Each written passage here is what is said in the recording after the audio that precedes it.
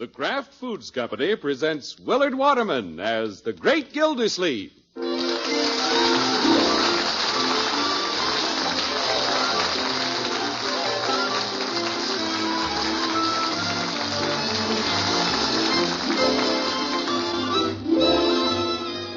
Great Gildersleeve is brought to you each week by the Kraft Foods Company.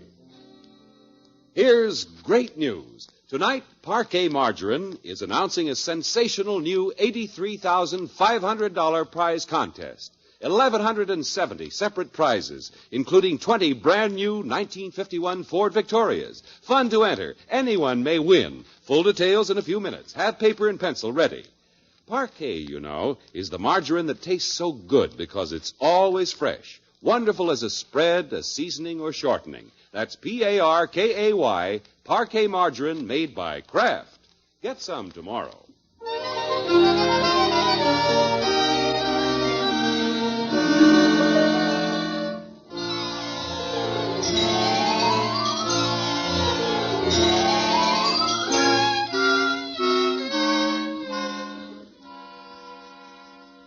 Well, the temperature got down to 0 in Summerfield last night. And this morning, as the first rays of the frosty dawn creep into his room, the Great Gildersleeve stirs in his bed, pulls the blankets closer around his ears, and cautiously opens one eye. What is this?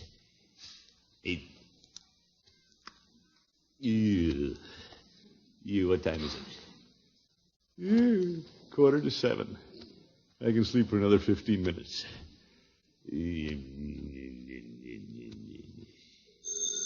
Who's calling at this time of the morning? Well, I'm not going to answer it. I'm sleeping. Telephone's ringing! That Bronco, as if I didn't know. Telephone, Birdie! Is that the telephone? Yo, for heaven's sake. Want me to get it, Birdie? I'll get it! What a family. Yeah, I'll be glad when Margie's home from the hospital with the twins. And they'll have to be quiet. Yeah, I guess it was the wrong number. Yeah. You peace at last. Hey, let's go at it. That's no news. Leroy, I was sound asleep. I got news, Unc. That was my teacher on the phone. No school today. What's this? No school. The pipes are frozen. Oh, my goodness. Isn't that keen? Yes. Now run along like a good boy and let me finish my nap. 10 minutes left. Well, it's better than nothing.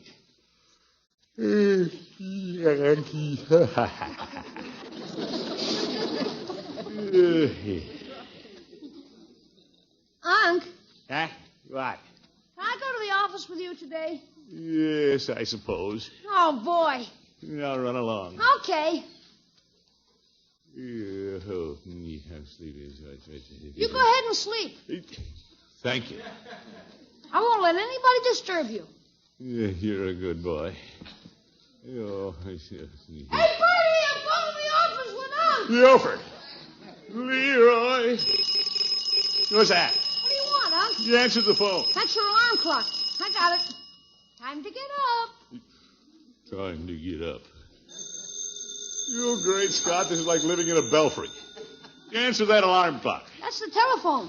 We'll shut it off. Telephone! Gee, what a noisy family.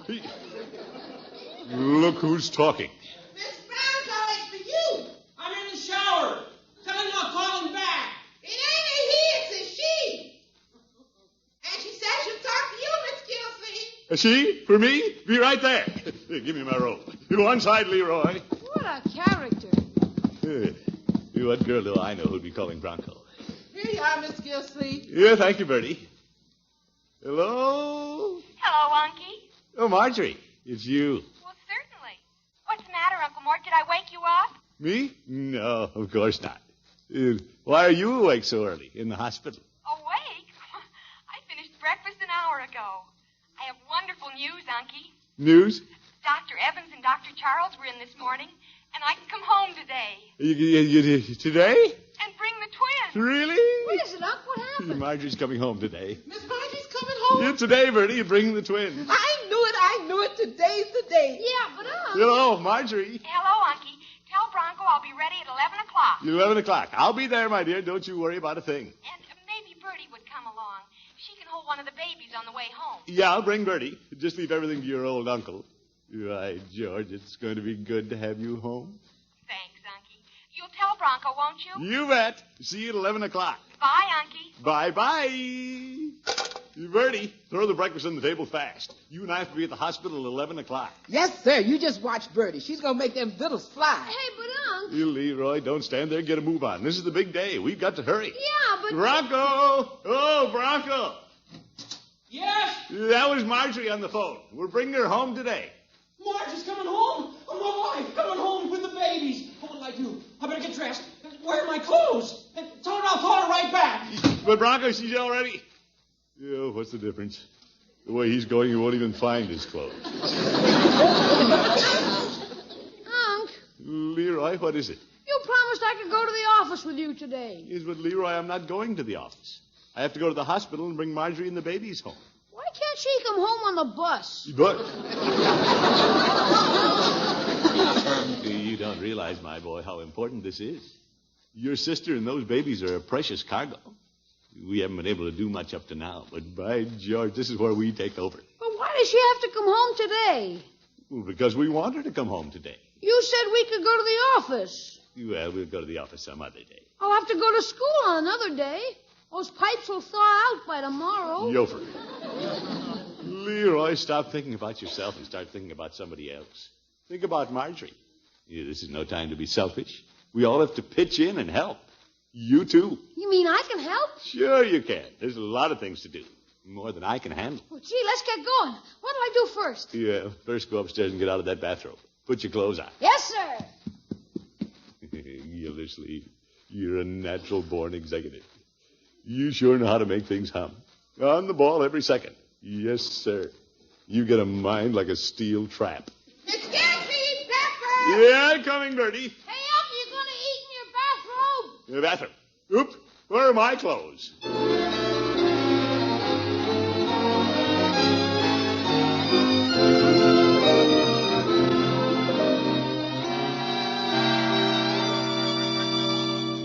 Let's see now, Birdie. We only have a couple of hours. A lot of things to do before we bring Marjorie home. Well, I got Miss Marjorie's clothes all packed in a suitcase, the one she's going to wear home. Yeah, good, Birdie, good. And I can just see myself sitting in that car holding one of them babies. I'm going to be nervous like an old mother hen. Well, you won't have to worry, Birdie. Not with me driving. Oh, you driving Miss Marjorie home? You, absolutely, Birdie. I've been waiting a long time, looking forward to the day I'd pull into the driveway with Marjorie and her babies. Yes, sir. I'm finished with breakfast, Unc. Where do I start? What can I do? Well, somebody's got to set those two little beds up for the baby. Yeah, Keen. Where's the screwdriver and the pliers? I'll set up the beds. No, you better let me do that, Leroy. Huh? Yeah, that's kind of a tricky job. Oh, Unc. No, my boy, we wouldn't want the beds to fall down. Roll the little tykes out on the floor. I know how to put beds together. Mine falls apart all the time. There's a lot of other things to do, Leroy. Oh, certainly, plenty of things. You let me take care of the beds. We're going to need 2 hot water bottles, one for each of the twins. Now, I'll get the hot water bottle. Now, wait a minute, Leroy. There's only one of them hot water bottles around here. I can't find the other one. I know where it is. Down in the basement with my tent. With your tent? Yeah, I was using it for a canteen. Oh, my goodness. Yeah, we can't use that one. We'll have to go over to Judge Hooker's and borrow his. Okay, I'll go over to Judge Hooker's. Now, Leroy, we haven't much time. I'll take care of the hot water bottles. But you said I could do something. Well, you can. There's lots of things to do. We need some things from the drugstore. Cotton and baby lotion. Well, give me some money. I'll go down to Mr. Peavy's. Leroy, why do you insist on doing all the difficult things? You probably forget half the things you went for. I'll write them down. There's no need for you to go. I'll stop in at Peavy's on my way back from Judge Hooker's. Holy cow, Unc, you're doing everything. You're not letting anybody else have any fun. Now, Leroy, that's the wrong attitude. Isn't it a question of having fun? We're all doing this for Marjorie and the babies. We simply want the most capable person to do the job. That's all. Okay. At least I get to ride in the car with you when you bring Marge home. Yeah, but there won't be room for you. You mean I can't even ride with you? Leroy, this isn't a picnic. But you get to go. Dude, I'm only going because I have to. It's my duty. All I want is to see Marjorie and the babies brought safely home. It doesn't matter to me who goes. You can say that you're going. Leroy, listen. Think how much fun it'll be to stay here and welcome Marjorie and the babies when they come in the door. Yeah. Oh, there you are, Mr. Gildersleeve. Well, I just talked to Marge. Everything's all set. You all set? Yes, sir. Mr. Bullard is letting me use his Cadillac, and I'm picking Marge up at the hospital at 11 o'clock. You use your Cadillac? You're picking her up? That's right. We'll make a little bed in the back seat for Marge and one of the babies, and Birdie can sit with me in the front seat and hold the other one. Good arrangement, don't you think? Well, the fact is, Bronco, I sort of planned on going myself. Oh, I'm awfully sorry, Mr. Gildersleeve, but I'm afraid there won't be room for you. You won't be room, huh? I hope you don't mind, Mr. Gildersleeve. No. Ah, think how much fun it'll be to stay here and welcome Marge and the babies when they come in the door. Leroy!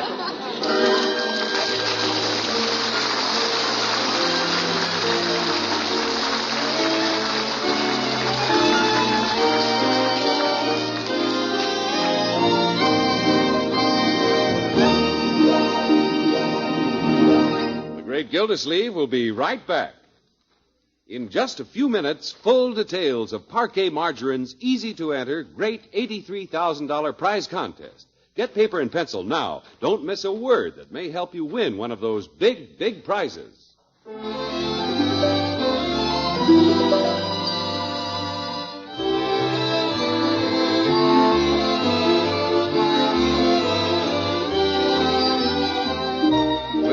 Great Gildersleeve had it all planned that he would drive to the hospital this morning to pick up Marjorie and the new twins.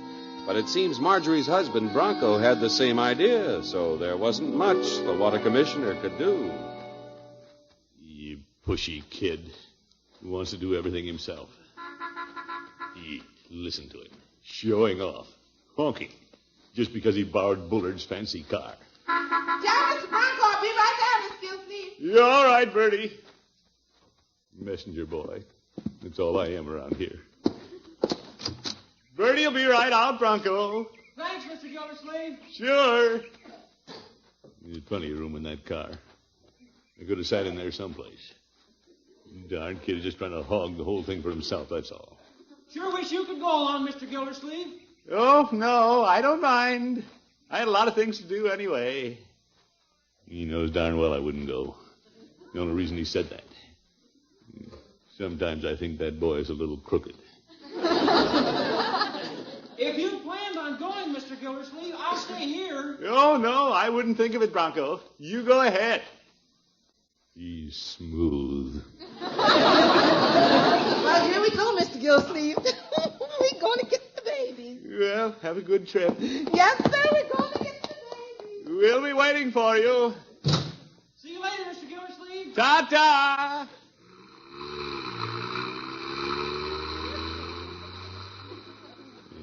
Look at him, showing off his big, fat hydromatic.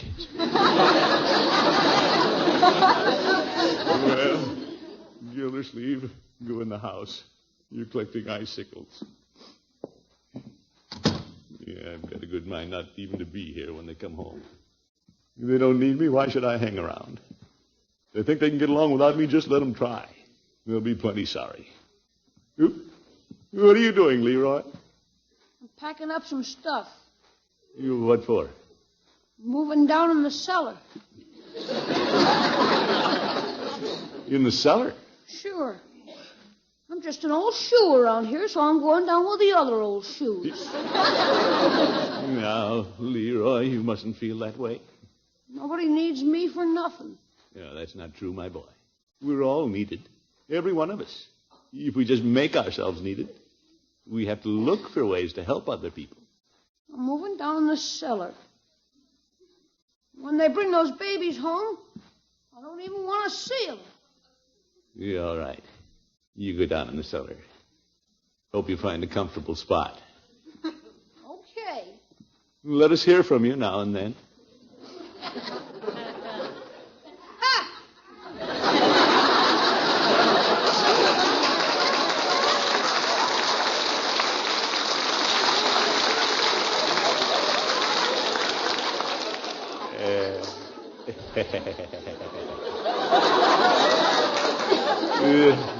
Boy's nose is out of joint. He's jealous of the babies. Thinks he isn't needed. Well, he'll come around. Right, George, I feel better myself, though. Why should I get steamed up just because Bronco wanted to drive Marjorie home from the hospital? There's lots more important things to do than that. Say, I'll bet Bronco went off and forgot all about the really important things. The hot water bottle from the judge. The list of things from the drugstore. That's just like a kid. Get going, Gildersleeve. I'd like to know what they do without you around here.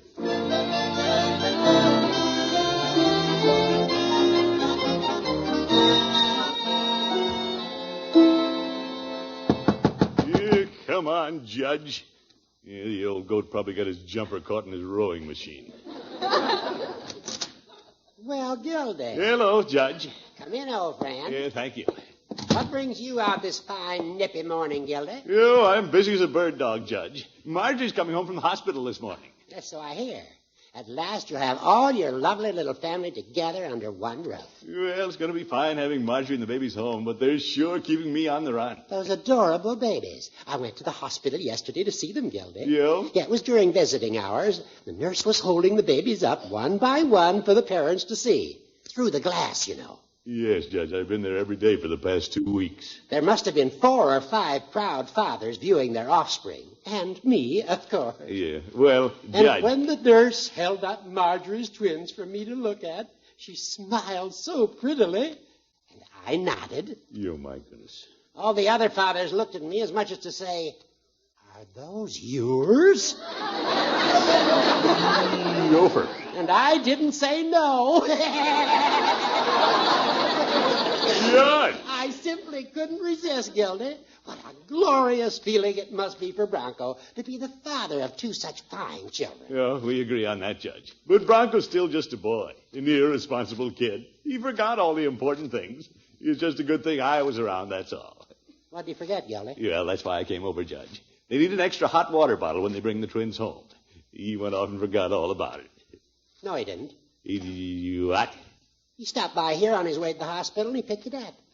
He did? Yes, indeed. What else did he forget? Well, plenty of things. Yeah, there's a list of things a mile long they need from the drugstore. It is up to me to go get them. Irresponsible kids. Yeah, I'll see you later, Judge. I have to rush over to Peavy. Maybe I can help, Gildy. No, thank you, Judge. I can handle it.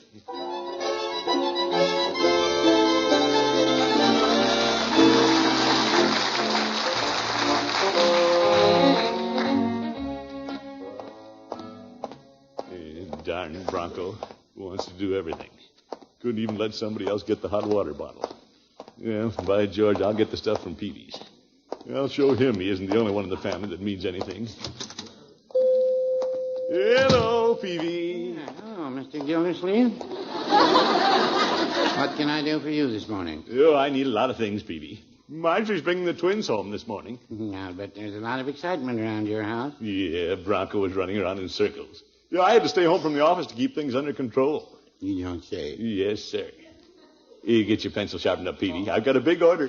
Very well. 2 boxes of cotton, 3 packages of safety pins. Mr. Gildersleeve. Yeah, write these down, Peavy. Cotton, safety pin. 2 bottles of baby lotion, 1 for the boy and 1 for the girl. Mr. Gildersleeve. Talcum powder, a lilac fragrance. Are you sure you want to buy all these things? Of course I do, Peavy. Somebody has to do it. Well, all I can say is you're going to have an awful lot of cotton and safety pins around your house. Yours is? Bronco was in this morning and bought the same things you're buying. Peavy, he didn't. Yes, he did.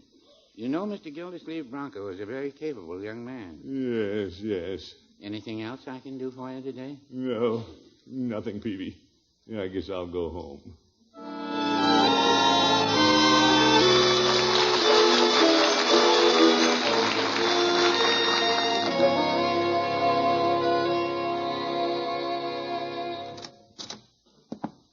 Well, they're not home yet.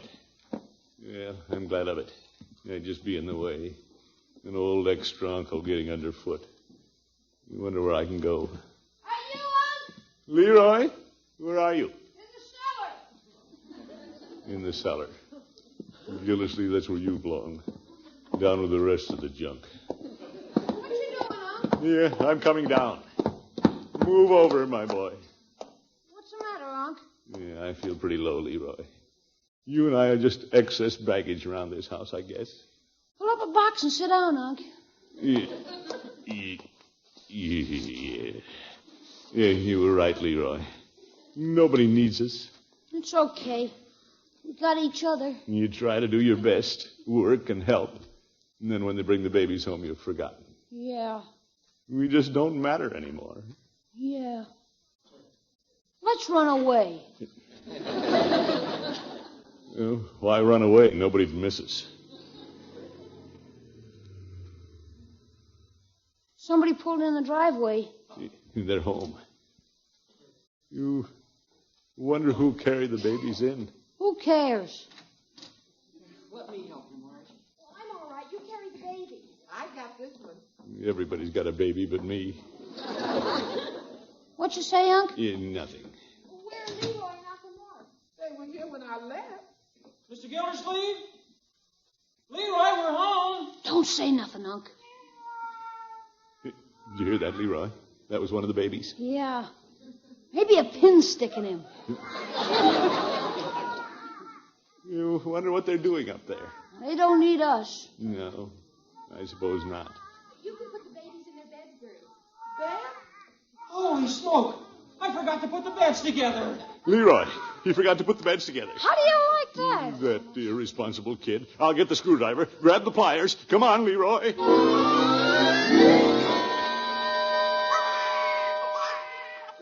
Hello, kiddies. Move over, Bronco.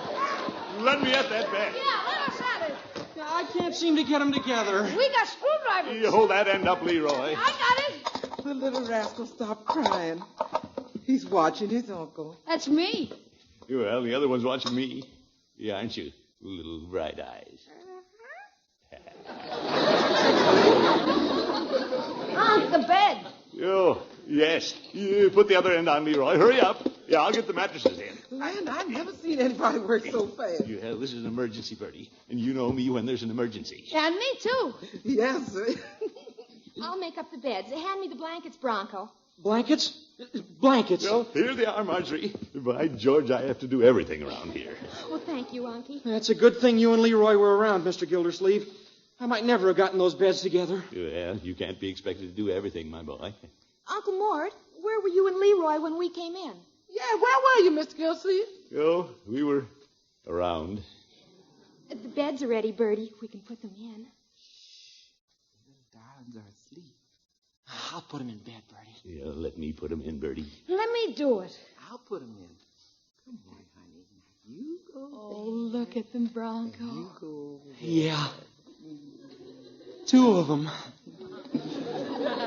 Maybe we better let them sleep. Yeah. Come on, Marge. Yeah, we'll be along in a minute, children. Haven't had a chance to look at the little tykes.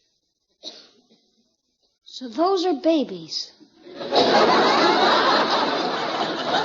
Yes. Your niece and nephew. Yeah, how nicely they went into their little beds. Yeah. They didn't put up much of a fight, did they? Yeah, they're good babies. Wonder what they're dreaming about. Yeah, they haven't been in this world long enough to dream.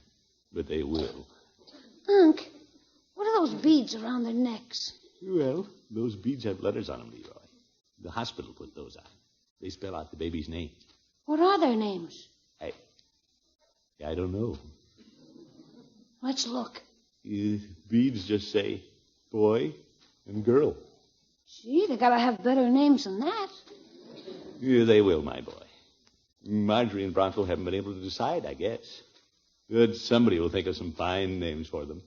You wait and see.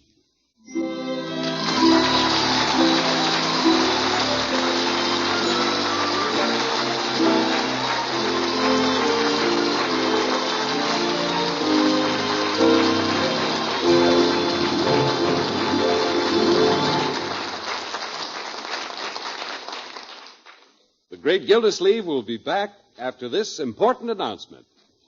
Well, someone has to name those twins, and that's why Parquet announces a series of big prize contests. By naming the twins, you may win a 1951 Ford Victoria or one of 1,150 other prizes. Yes, 4 big, beautiful Ford Victorias will be won each week for 5 weeks. 20 Fords in all. And every week for 5 weeks, Parquet will also award 10 General Electric portable dishwashers, 20 General Electric triple whip mixers, 100 crisp new $20 bills, and 100 crisp new $10 bills. 1,170 prizes in all. Here's how you enter. Think of names for these babies. One's a boy, one's a girl. Get an entry blank from your grocer. It will tell you how prize-winning entries are selected, or use plain paper if you prefer.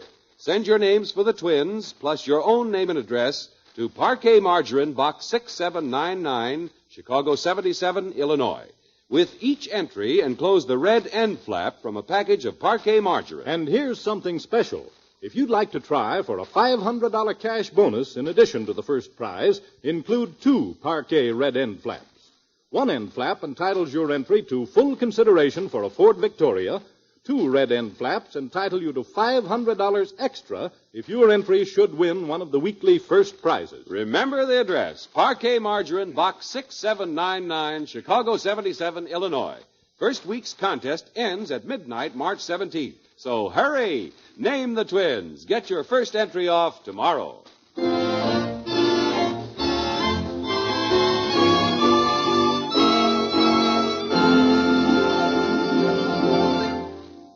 This is Gildersleeve again, friends. Mighty nice of you folks to help us out with names for the twins. I hope you think of some good ones, and I know you will. By the way, speaking of the younger generation, this week marks the 39th birthday of the Girl Scouts in America. 39 years of building good citizens. Girl Scouts everywhere, keep up the good work. We're all proud of you. Hey, Unc. Oh, what is it, Leroy? Telegram for you. For me? Well, I wonder what this is. Let me see now. Let's say, Dear Throckmorton, remember me? Remembered the girl who sang to you one rainy afternoon? Remembered the girl who sang the song, The Girl in the Woods? I'll be back in Summerfield next week, and maybe you'll hear it again. Affectionately, Katie Lee. Katie Lee. Yeah, she's coming back next week. See you then. Good night, folks.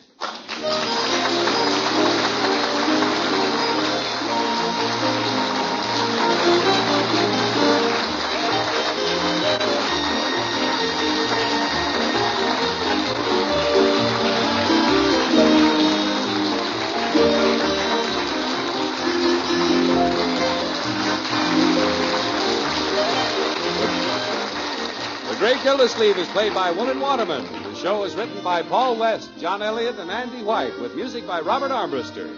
Included in the cast are Walter Tetley, Lillian Randolph, Dick Crenna, Mary Lee Robb, Earl Ross, and Dick LeGrand. This is John Heaston saying goodnight for the Kraft Foods Company, makers of those famous Kraft quality food products. Be sure to listen in next Wednesday and every Wednesday for the further adventures of the Great Gildersleeve.